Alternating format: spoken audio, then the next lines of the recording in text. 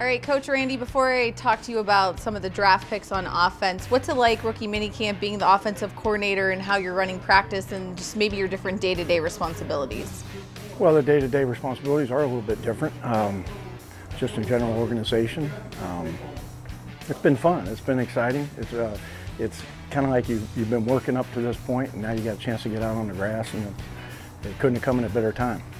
For people who may think for the rookies this is kind of chaotic, you don't know a lot of these guys, you're playing with different people, new coaches, is it really like that, or how do you guys maybe try to simplify it for them so that you can do something productive out here on the fields? Well, you know, there's a time that it takes to get indoctrinated to everybody.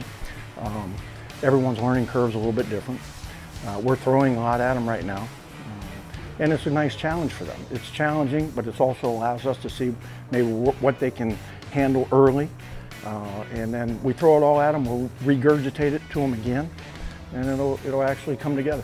Because it is such a short period of time for rookie minicamp, what do you look for from the guys? The obvious thing is the ability to learn. Try not to repeat the same mistake twice. The idea of, you know, you're a playmaker, they're here for a reason.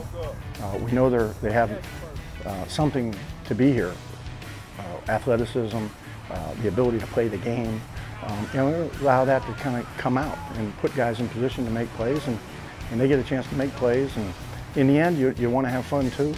You guys drafted 4 players on offense. Obviously, there's some undrafted guys here, tryout guys here as well. But how do you pay more attention to the draft picks, less, or do you try to oversee everything, or how does that work? Well, obviously your eye is on the guys that you pick, but truthfully, our eyes are on everyone. Everyone has an opportunity. It doesn't matter how you got here. You know, you have a chance to make this team because you're in our camp. What do you like about the draft picks, since we haven't had a chance to touch on them yet with you? Well, just initially bright-eyed, intelligent. You know, there's some things that we threw at them that they adjusted pretty well to. You know, knock on wood, they protected the ball pretty well. And a lot of those guys we're talking to skilled players, including the quarterback, that are going to touch the ball a lot. And, you know, ball security is a big in everything we do. When it comes to having Mason Rudolph here, somebody who hasn't worked under center a ton, do you give him any advice heading into this rookie minicamp, or do you just kind of throw it at him like you were saying? Well, we got to throw it at him, and, you know, we're not in a negative or positive way. I mean, it's just the things that we do and that we do from under center, he has to be able to do and has to be able to grow into. And just because he might not have had those repetitions in college doesn't necessarily mean he can't do it at this level. It's just different, and it may take a slight adjustment time, and it does for everybody. James Washington was one of those picks a lot of people seem to be exciting about in this building, even fans, and talking to, you know, anybody that followed Oklahoma State. Why were you excited about drafting? Well, I think he's a natural type receiver. He catches the ball extremely well. He's combative at the catch points. He has a knack for separation.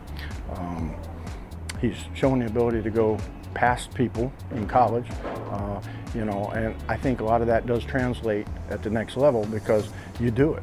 And, you know, he's scored a lot of touchdowns in a smaller amount of starts comparative to a lot of folks. And to me, it starts with who can put it in the end zone, who's shown that they've done it, and don't think you're going to change all of a sudden and you're going to do it just because you came to the league and because we're great coaches or not great. I mean, that doesn't happen.